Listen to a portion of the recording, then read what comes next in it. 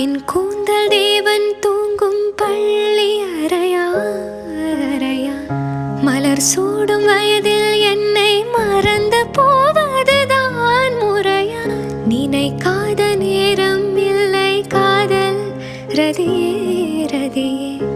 உன் பேரை சொன்னால் போதும் நின்று வழிவிடும் காதல் நதியே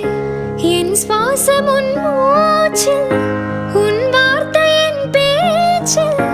5-6 நூற்றாண்டு வாழ்வோம் என் வாழ்வேவா மலர்களே மலர்களே இது என்ன கனவா மலைகளே மலைகளே இது என்ன நினைவா உருகியது